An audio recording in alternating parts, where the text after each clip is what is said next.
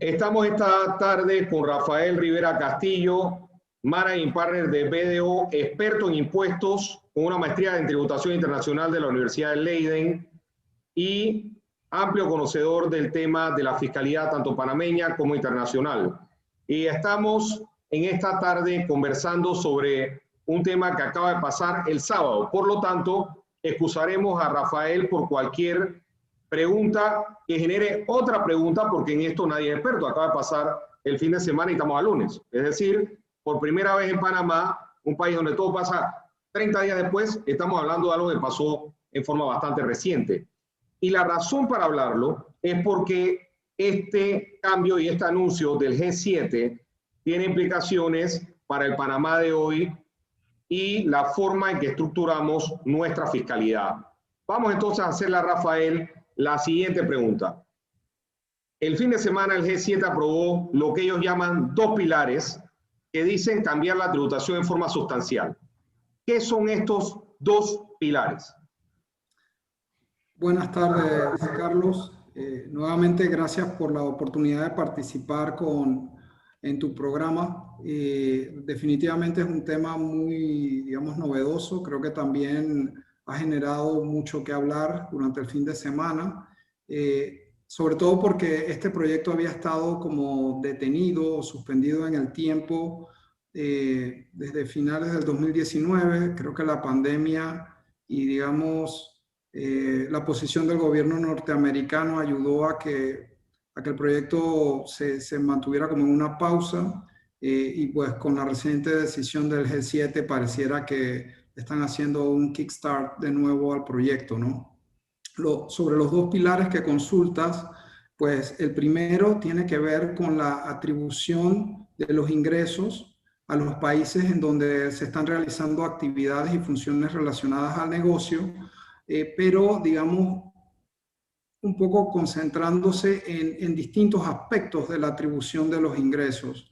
Es decir, se le está dando un valor importante al mercado, es decir, al país en donde se están vendiendo los productos o servicios digitales. Así que se está, digamos, apartando un poco del concepto tradicional del lugar en donde físicamente están las infraestructuras o el personal o la presencia física de una multinacional y se está adoptando también el concepto, por un lado, de país de consumo o de mercado, lo que apuntaban, digamos, los estudiosos suramericanos como el de la fuente pagadora en un idioma más latinoamericano, en adición a los conceptos tradicionalmente aceptados en Europa, en Norteamérica y en general por la OCDE de la presencia física de los activos, las funciones y los riesgos, ¿no? Y lo que se está identificando es que en aquellos casos de industrias en donde se emplean intensamente intangibles, incluyendo las industrias de tecnología, pues básicamente en estos casos se tendría que hacer una redistribución del valor que generan esos intangibles en concepto de ingresos a los países del mercado, ¿no? Ese es, digamos, por el lado de uno de los pilares. Esto se asimila bastante al criterio, digamos, de atribución tipo Formulary Apportionment, que el proyecto BEPS ha estado impulsando y desarrollando ya desde hace varios años. Y por otro lado, por el lado del pilar 2, el concepto del impuesto mínimo global, que no es más que una tasa, digamos, indicativa, consensuada por las economías más importantes, y se presume que los ingresos deberían haber estado sujetos a esas tasas en cualquiera de los países en donde opere la multinacional, ¿no? Para considerarse que ha estado como sujeta a una tributación adecuada, llamémosle así. Rafa, tú has mencionado el proyecto BEPS y cuando escuchamos el fin de semana esto del G7, ya venía hablando hace unas semanas, uno lo que se pregunta es, ¿por qué tenemos que hablar ahora de estos dos pilares si BEPS tenía como 14 pilares y algunos ni siquiera se han llegado a, en verdad, construir o poner, como sea que se quiera llamar, con esa palabra le gusta a los europeos de pilares? ¿Cuál sería la diferencia entre esos pocos pilares de BEPS y estos dos pilares que habla la propuesta que el G7 hace este fin de semana? Bueno, yo creo dos cosas. El proyecto BEPS ha sido y es un proyecto tal vez a una escala muy ambiciosa y muy detallada, y ha sido objeto de, digamos, un trabajo técnico abundante y constante por ya más de 5 años, 7 años casi. O sea que mi visión es como que era un concepto técnicamente muy ambicioso y muy detallado, digamos. Y de lo que estamos hablando es que ese proyecto ambicioso y detallado quedó suspendido o en stand-by por bastante tiempo, precisamente por el, digamos, desacuerdo o la visión diferente que el gobierno norteamericano expresó sobre varios aspectos de ese proyecto. Esto que se anunció, digamos, el sábado por parte del G7, para mí es como una versión más simplificada de ese proyecto.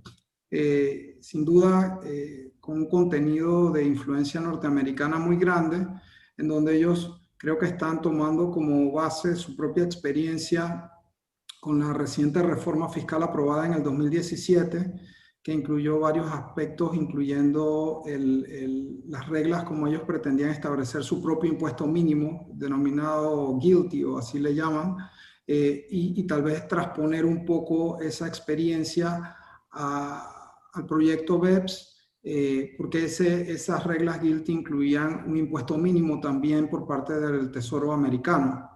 Y creo que eso es lo que están transponiendo, una propuesta más simplificada, digamos, que ese proyecto BEPS, que es mucho más como ambicioso y abarcador. No sé si al final, digamos, esto será una parte de que continuará todo el proyecto BEPS, o si realmente el proyecto BEPS va a poder ser un poco como simplificado y desescalado en base, digamos, a estas nuevas, yo te diría que son como unas propuestas que van a adquirir prioridad en este momento. Estos dos pilares que acabamos de conversar, que fueron como parte del anuncio del G7, ¿no? Rafa, hasta hoy nosotros entendemos que las reglas de la tributación internacional se trazaron en los años 20 del siglo pasado, es decir, 100 años atrás, con el reporte de los 4 economistas, Sergio Sayastam, Seligman, el italiano Eunadi, que después fue primer ministro, y el holandés Bruin, profesor en Utrecht.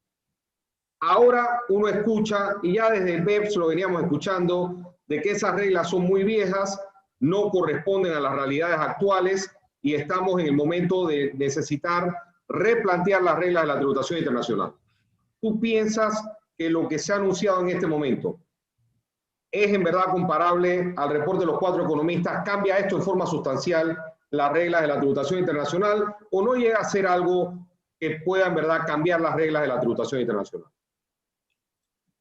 Muy interesante esa pregunta, Carlos. Yo pienso que sí. Yo pienso que esta iniciativa y este proyecto viene a cambiar sustancialmente las reglas de la tributación internacional, entendida como la tributación del impuesto sobre la renta a multinacionales. ¿En qué sentido? Esto viene impulsado por varias cosas. A mi criterio, por un lado, digamos, el negocio de la tecnología, que realmente no obedece a esa estructura de presencia física, material, que fue la base de todo el desarrollo de la tributación internacional bajo los 4 economistas. Estamos hablando de productos intangibles y servicios que se consumen en cualquier lugar, ¿no? Sin necesidad de presencia física.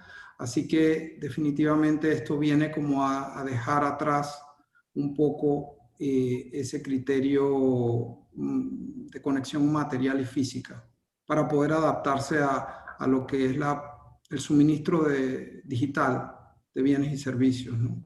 Así que ese es un cambio radical que para mi gusto llegó para precisamente atender esta nueva forma de la economía o esta nueva forma de atender las necesidades del mercado y de los consumidores.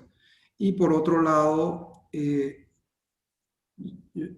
cuando nosotros estudiamos a finales de los 90, inicios la década del 2000, se analizaba el tema del formulary apportionment o la adopción de fórmulas matemáticas para determinar una distribución del ingreso entre los países como digamos, algo exótico, como una idea muy avanzada, pero que, digamos, no se ajustaba mucho al status quo o a la forma de hacer las cosas que venía respaldada pues, por el concepto de los precios de transferencia y la asignación de ingresos en base a activos,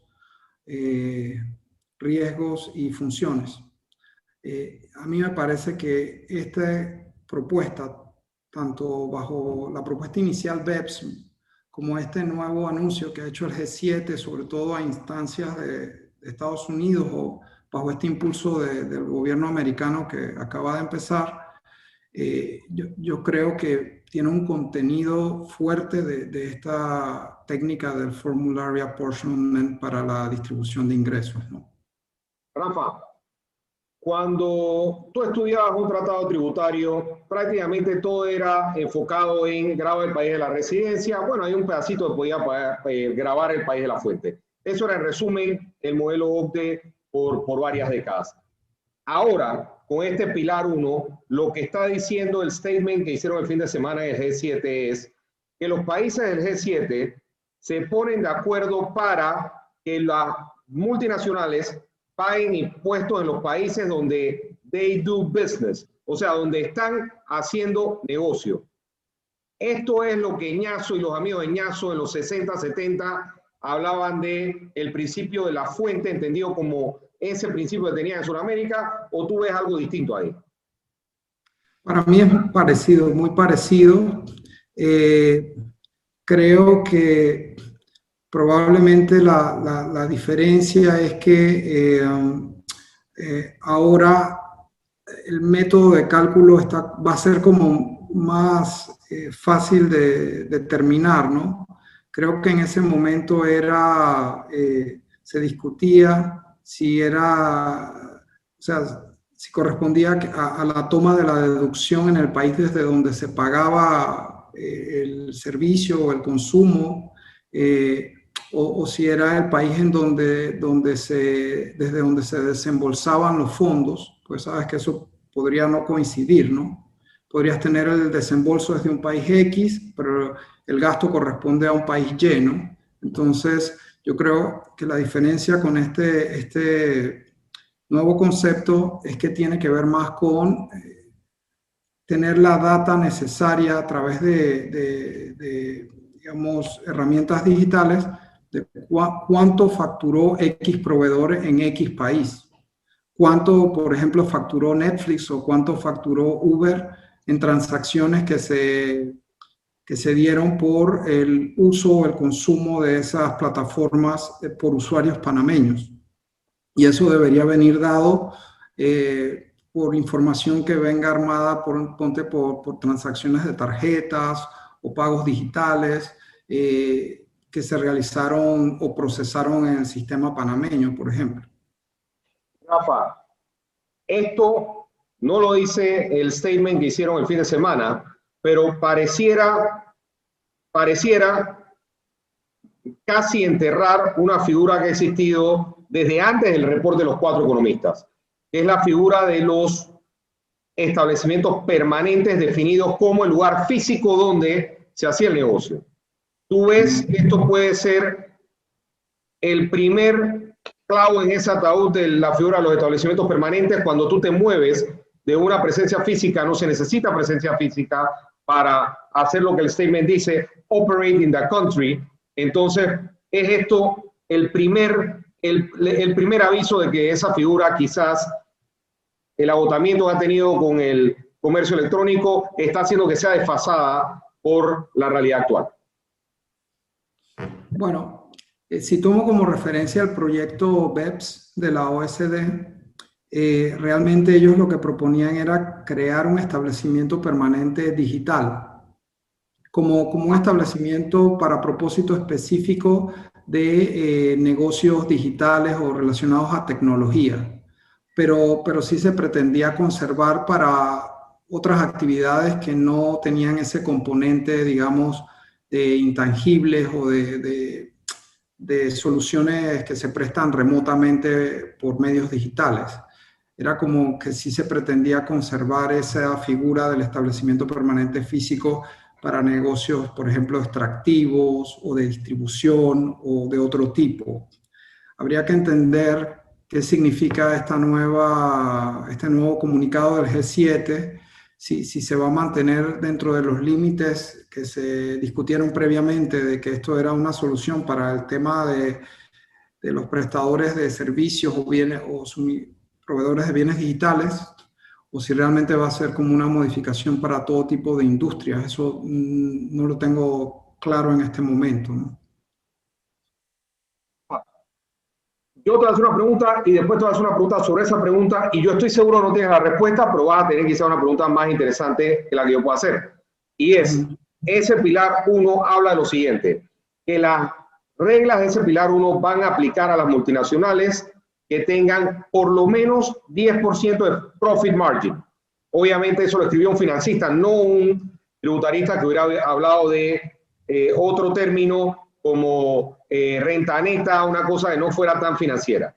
Después dice el comunicado, y 20% del exceso de ese 10% va a ser alocado, es decir, proporcionado o puesto en el país donde la empresa opere. Es decir, este pilar 1 está diseñado, en estas palabras muy escuetas del comunicado, a quien tenga un margen sustancialmente alto. Obviamente uno pensaría de una vez, claro, tú creas Netflix ahorita, tienes muy poco costo operativo y tienes un montón de utilidad. Ese montón de utilidad es fácil moverlo a un país de baja tributación y por lo tanto tengo buqueo en ese país la renta suficiente con márgenes tan grandes que dejo en el resto del mundo márgenes más chiquititos.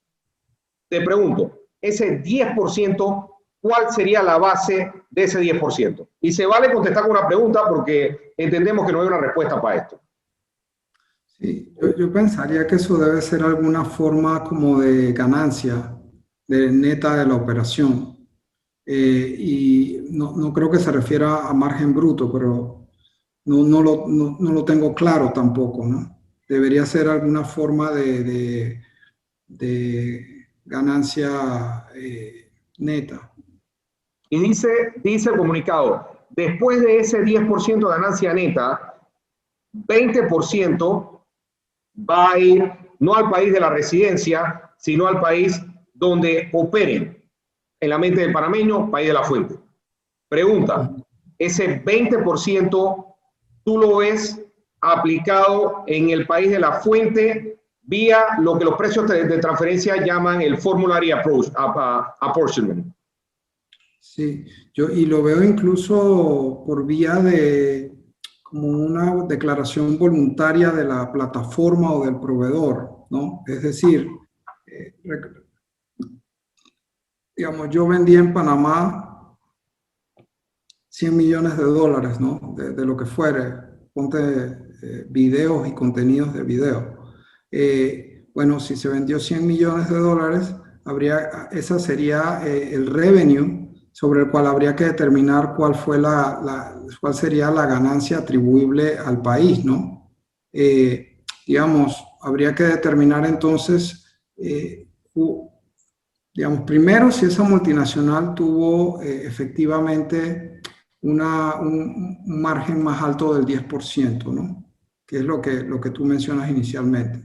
Luego, habría que determinar si digamos, el margen fue 20%, el excedente sería ese 10% adicional. Habría que ver de ese 10% adicional cuánto correspondería o podría ser alocado a Panamá, porque puede haber países en donde no se venda o no se consuma ese producto digital en particular. Entonces, tampoco es que puedes asignarlo a cualquier país, aunque no sea un país de mercado. Tienes que determinar cuál es el país de mercado de ese producto digital. Si en Panamá se determina que hubieron ventas de 100 millones, habría que determinar cuánto de ese exceso de ganancia podría ser alocado a Panamá. Es decir, cuánto sería el margen de esa venta de 100 millones que se hizo en Panamá que podría asignarse a Panamá, ¿no? Habría que ver de ese 10% de exceso, creo que tendrías que usar como un parámetro cuál fue la venta total en Panamá y de ahí entonces aplicarle el margen ese del 10% de excedente, que podría ser entonces la base gravable para esa operación en Panamá. Rafa, y esto entonces es lo que liga con el método de formulary apportionment de precio de transferencia, porque ahorita mismo nosotros tenemos post-quote plus, resale minus y los otros métodos que completarían 5, quizás un sexto en precio de transferencia. ¿Cómo tú definirías este otro método de precio de transferencia de formulary apportionment? Bueno, realmente al final es una especie de reasignación en base a ventas, a las ventas que se hicieron en el mercado. Digamos, si yo logré vender en un mercado como el panameño 100 millones de dólares, pues de la renta o el margen ese global que se obtuvo, yo tendría que atribuir una porción a esas ventas de 100 millones que tuve en Panamá. Muy bien. Vamos entonces a tratar de entender una vez más un ejemplo sencillito. Yo me ubico en una empresa en Howard. Pago una cuestión muy chiquita, 5%, cuidado que nada. Pero si tengo más de 10% de margen, tengo entonces que compartir el exceso de 10% a los países donde mi mercado se ubicó y a proporcionar, segregar o dirigir esos impuestos sobre la renta a esos países donde se consumió el bien o servicio que yo estoy vendiendo. Si eso es así, mi pregunta sería, ¿para qué nosotros vamos a tener regímenes especiales donde perdonemos impuesto a la renta si ese impuesto a la renta se lo va a llevar otro país? Bueno, a mí me parece que esta es una oportunidad como de redefinir políticas fiscales, no solo para Panamá, sino para muchos países de la periferia del G20, ¿no? Porque, digamos, como desde la perspectiva de estos países más ricos se está viendo este proyecto, es como un mecanismo para financiar lo que va a ser el estímulo económico post-COVID. Es decir, ¿de dónde saco los recursos para hacer un reimpulso de la economía posterior, digamos, a la peor parte de la pandemia? Entonces, ¿cómo sufragar todo lo que ya se gastó en temas de salud, médicos, atención, y los países en donde se tuvieron programas de ayuda o de rescate para la empresa, ¿no? ¿Sabes? Entonces, están buscando fuentes de financiamiento y el consenso, por ejemplo, a nivel del G7, es que de aquí van a salir fondos para financiar todo eso, lo que ya pasó y lo que viene. Entonces, es como una oportunidad de entender si también los países periféricos tienen que hacer una nueva tarea de redefinir sus políticas fiscales. Porque si lo que se está indicando aquí es mínimamente un 15% en el país del mercado, no hace tanto sentido que el país del mercado diga, no, yo no quiero que ella tribute nada, porque lo que puede pasar es que terminen imponiendo un impuesto tipo GILTI como el de Estados Unidos, diciendo, bueno, yo como vi que no se tributó en ese país de mercado, voy a cobrar este mínimo de 15% que yo entiendo que es lo razonable para esa operación. Claro, te refieres ahí al segundo pilar de esta propuesta, que en palabras de ellos es que las multinacionales paguen por lo menos 15% en el país donde operan. Ya no el 10 el exceso de 10%, sino el 15% en el país donde operan. Es decir, esa es la tasa. Esa es la tarifa mínima. Que los gringos querían 21, quedó esto en 15 según el comunicado. Entonces, lo que pasaría es, si tú, país de la fuente, no cobras, la lógica sería país de la residencia, cobraría. Sí, digo, si estamos hablando de que esta propuesta viene impulsada por los Estados Unidos y que el antecedente de ellos son las reglas GILTI que aprobaron recién en 2017, esa sería la mecánica. Hay otra mecánica peor, Carlos, que sería básicamente decir, los países que no se ajusten a estas tasas los considero como en una lista negra o gris, porque básicamente no están jugando dentro del level playing field. Sí, eso probablemente sería lo que viene, que si tú no entras en este carro, lo que vas a tener es, no voy a considerar el gravamen tuyo aunque lo hagas, y esa renta entonces no va a ser, ese impuesto a la renta no va a ser crédito fiscal externo en el país de residencia. Probablemente esa es una cosa. La segunda es algo parecido a CFC y otras normas donde te dicen el pago no es deducible. Ajá. O sea, sería una forma de controlar este asunto. Sí, Rafa, claro, porque acuérdate que lo que ellos quieren, o por lo menos el objetivo ahora mismo es decir, encontrar como un nivel mínimo de tributación que sea como internacionalmente aceptable. Ya se ha adelantado que Irlanda no está de acuerdo. Recuerda que ellos tienen una tarifa, creo que es del 12 o 12,5, y ellos no están de acuerdo con esta tasa indicativa de 15%. Los franceses dicen que para ellos 15% es muy poco, que es como un punto de partida. O sea, aquí todavía falta mucha discusión. Yo estimaría que entre este anuncio y que esto tenga efectos prácticos, fácilmente puede pasar 1 año y medio o 2 años, ¿no? Pero eso también es poco tiempo para que los países se preparen en el sentido de cuál va a ser tu política fiscal en este contexto.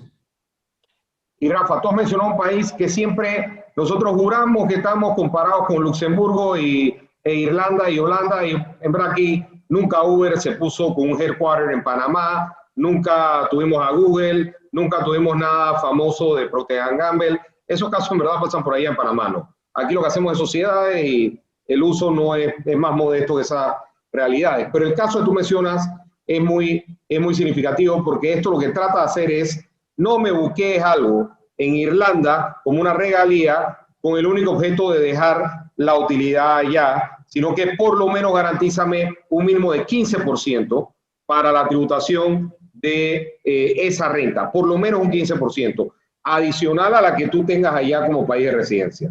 Eso sería el entendimiento. Sí, eso es en resumen, Carlos. Ellos dicen, por ejemplo, Estados Unidos tiene una tasa del 21 y el presidente Biden está proponiendo llevarla a 28, me parece, por lo menos en una primera comunicaciones sobre eso. Eso no significa que Estados Unidos va a reducir su tasa a 15. Lo que quiere decir es que ellos están esperando que esos ingresos buqueados por las subsidiarias de multinacionales americanas mínimamente hayan quedado sujetos a un 15% en el país en donde se buquearon los ingresos, ¿no? Y Rafa, yo siempre he visto que nosotros peleamos batallas que no son nuestras, como por ejemplo el caso de que alguien no pague un impuesto y que una multinacional no pague un impuesto. Pero lo que yo entiendo es que estas multinacionales de tecnología incluso forman parte de este proyecto. ¿Por qué es el interés de esas multinacionales pagar impuestos y formar parte de este proyecto del G7? Esa pregunta, gracias por hacerla, creo que es muy importante en este contexto, ¿no? ¿Tú recuerdas el Alcábala Sí, cómo español? no, cómo no. Bueno, lo que pasó con las compañías digitales es que en Europa hubo una reacción. Recuerda que el proyecto BEPS, creo que eso arrancó tipo 2014, 2015, ¿no?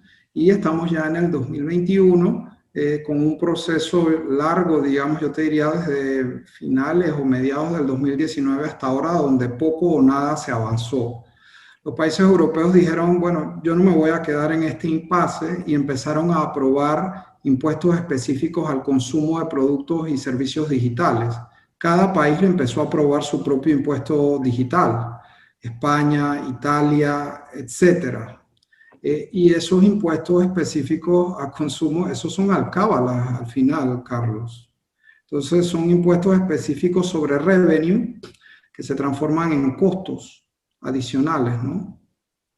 Y las propias multinacionales americanas empezaron a externar muchas de ellas, que ellos preferían que se encontrara un consenso dentro del contexto del proyecto BEPS a este tema de cómo deberían tributar, digamos, el fair share que le llaman, o el impuesto justo en las distintas jurisdicciones, en lugar de que cada país aprobara su propio impuesto digital. Así que en este momento en donde Estados Unidos ha venido con esta propuesta, las multinacionales saben de qué están hablando y saben de que está como, para ellas hay dos vías. Está la vía de los impuestos digitales por un lado y la vía de encontrar una solución al impuesto sobre la renta dentro del contexto BEPS o del contexto BEPS 3.0, creo que sería, si este impulso o este anuncio del G7 tiene tracción, pues. Y para los oyentes, el alcábala español era básicamente un impuesto al consumo como el ITBMS sin crédito fiscal. Es decir, tú puedes tener 1000 ITBMS pagados, pero con el sistema débito-crédito paga el último en la cadena. Con el sistema de alcábala, los 1000 pagarían y probablemente el precio del producto se triplique, cuatriplique, cuantuplique, dependiendo de qué tan largo es el sistema de producción que tenga ese producto y de distribución. Y Adam Smith dijo entonces que esa es la causa de la ruina del Imperio Español. El alcábala, que hacía que todo se tuviera que consumir en bienes y servicios muy cercanos, porque si la cadena de distribución y comercialización era muy grande, el precio del producto estaba muy afectado por ese alcábala, que es muy parecido entonces al impuesto digital, donde si todo el mundo pone lo que queremos hacer acá, un impuesto indirecto, entonces vas a tener un sistema donde no hay crédito débito y probablemente el producto sea muy caro solamente por ese impuesto digital. O sea que esa es la razón, tú ves, para que las empresas de tecnología estén detrás de impulsar este proyecto. Irse por tributación a la renta y no por tributación indirecta de lo equivalente nuestro al ITBMS o impuestos selectivos al consumo. Yo no creo que las empresas multinacionales están como haciendo de cheerleaders de este proyecto. Yo creo que entre dos males están escogiendo el menor de los males. Y el menor de los males es encontrar una forma de tributación vía impuestos sobre la renta, o por lo menos así lo han entendido la mayoría, en lugar de tener este fenómeno de impuestos digitales específicos por país. Y recuerda que hasta ahora estamos hablando de Europa. Imagínate Asia y Latinoamérica, o sea, eso puede terminar siendo un caos, ¿no? Rafa, nosotros nunca pudimos atraer ni a Microsoft, ni a Google, ni a Apple, ni a Uber, ni a ninguna empresa multinacional de tecnología para que viniera a Panamá. Dimos miles de zonas libres, todo lo que tú quieras, pero no tenemos ningún ejemplo tangible de que aquí tengamos una multinacional de importancia en tecnología y es muy probable que tampoco en otras áreas. Por lo tanto, quizás esto es un problema que se pueda quejar con justificada razón el sistema de Irlanda, probablemente Luxemburgo, probablemente Holanda. Pero yo te pregunto, quizás con esto ganamos nosotros en vez de perder. ¿Tú coincidirías con eso o no? Yo creo que vamos a ganar algunas cosas y también se van a perder otras. Para mí es como un cambio del modelo de negocios y un cambio también, ese cambio en el modelo de negocios debería traer un cambio en la política fiscal de países como el nuestro. ¿Por qué? Porque tienes que empezar a concentrarte en que, digamos, las multinacionales de tecnología, la mayoría son norteamericanas, ¿no? Ellas están tomando las decisiones en base a lo que tienen disponible, y lo que tienen disponible es lo que sea que defina el gobierno norteamericano en conjunto con los gobiernos de las grandes economías, de los verdaderos mercados grandes de consumo, ¿no? Incluyendo Europa y Asia. Entonces, el destino de esta discusión no va a pasar por, no sé, las decisiones individuales que puedan tomar países que no son los grandes jugadores en el mercado tecnológico. Recuérdate que aquí lo que se abren son, en todo caso, ponte Costa Rica es un poco más la situación, se abren subsidiarias de esos grupos multinacionales que están en el sector tecnología o el sector digital. Entonces, esas subsidiarias siguen las directrices y los parámetros que se fijan desde la casa matriz. Entonces, tú no vas a lograr que en casa matriz ignoren que estas son las nuevas reglas del juego. No sé si me explico. Sí, sí. O sea, que básicamente yo me siento en un printer, imprimo una ley, esto ni siquiera lo van a leer en Silicon Valley. Por más que yo quiera atraer a alguien, imprimir una ley no es la forma en que yo voy a atraer algo nada más porque dice no pago impuestos. Sí, claro. Y acuérdate que para estas multinacionales el efecto neto será la tasa mínima adoptada por su país de casa matriz. Si la tasa mínima es 15, esa es la que va a ser, no la que un gobierno X en cualquier lugar diga que es, porque ellos van a terminar aplicando ese concepto de impuesto mínimo o GILTI que tengan en su legislación doméstica. Así que creo que la discusión pasa por entender esa legislación doméstica de estas multinacionales, qué reglas va a adoptar y no tanto desconectarnos de esa realidad, que me parece que es lo que está sucediendo hasta ahora. Con la política fiscal nuestra, es lo que quiero decir. Y tú piensas entonces que estas leyes que exonero, vuelvo y exonero, reexonero, vuelvo y exonero, con eso va a venir gente, eso no nos ha dado resultados, pero con esto ya sencillamente no tendría ningún sentido poder seguir exonerando gente que nunca va a venir, porque ya sencillamente lo grabarían en el país de residencia. Bueno, ese es el contexto para lo que sería el mundo o los países, las potencias económicas del mundo occidental que conocemos, Estados Unidos,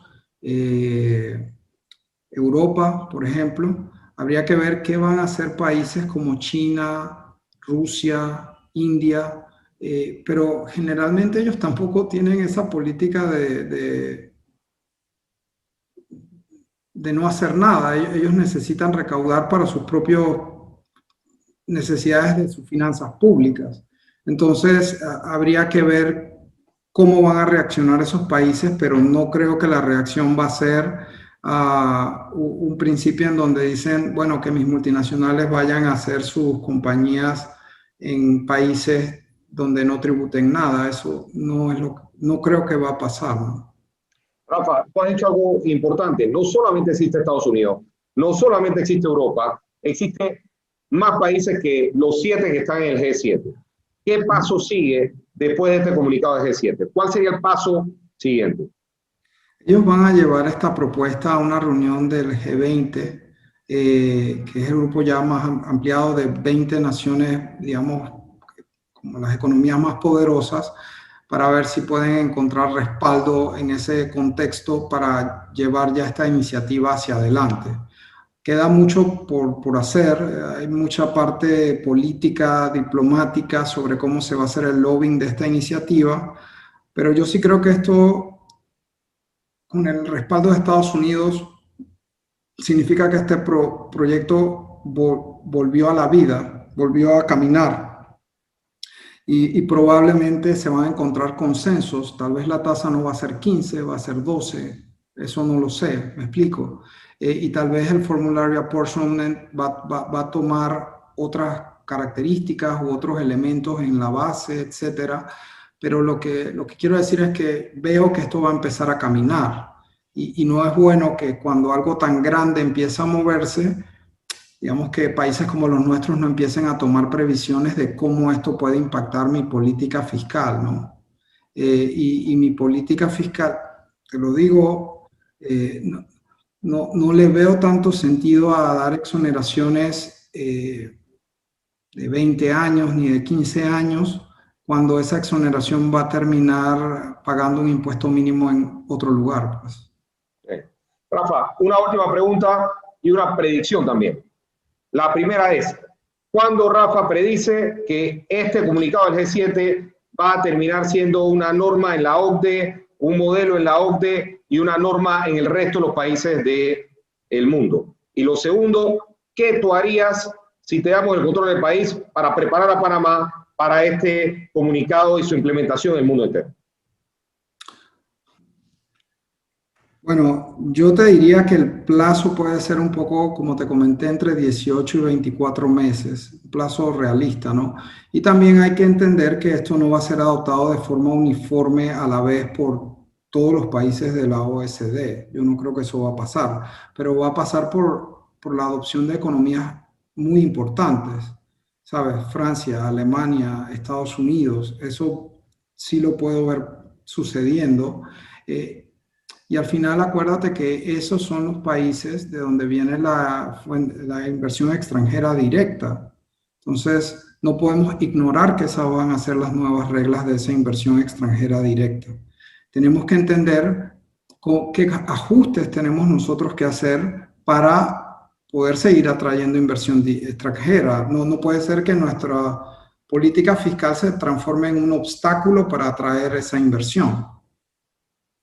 Por un lado, ¿no? Y por el otro lado, yo pienso que antes de pensar en el G7, en el G20 o, ¿sabes?, en la misma OECD, ahora mismo y con las finanzas públicas de pandemia, es decir, del 2020, del 2021, 2022, yo lo que primero empezaría a hacer es un análisis econométrico de cuánto es lo que yo requiero en recaudación para hacerle también un revamp a la economía, cuánto necesito para pagar la deuda contraída y definir si realmente tengo que empezar a hacer ajustes o cambios en las tasas por mis propias necesidades, no por las necesidades de la OECD. Ahora, si dentro de ese plan yo determino que tengo que cumplir con un plan de atracción de inversión extranjera directa para llegar a esas metas, yo tengo que entender también si estas reglas que tengo me van a funcionar o no en ese contexto que, como te digo, 1 año y medio, 2 o 3 años es poco para cuando estás manejando, digamos, la política fiscal a largo plazo de un país. Entonces hay que empezar a prepararse desde ahora. Por ejemplo, no sé si recuerdas que se dio un cambio con respecto a la tributación de la SEM y se le empezó a exigir el pago de un impuesto de 5% mínimo de impuestos sobre la renta. Ese cambio se dio dentro del contexto del análisis BEPS y cómo Panamá se empieza a adecuar a las reglas o a los estándares internacionales en materia fiscal. Yo pensaría que hay que empezar a hacer ese análisis para todos los regímenes, sobre todo en este contexto, en donde va a empezar a requerirse de ese impuesto mínimo. Muchas gracias, Rafa, por esta entrevista. Nos has dado un buen pantallazo sobre esto que pasó. El sábado estamos al lunes, ya tenemos una reacción. Entendemos que esto es un trabajo en proceso en el G7. Va a pasar el G20, quizás después vaya a la OCDE Foro Global. Así que sabemos que esto es solamente una introducción a lo que va a pasar más adelante. Muchas gracias, Rafa, y te deseamos entonces que tengas una excelente semana. Muchas gracias. Hasta luego.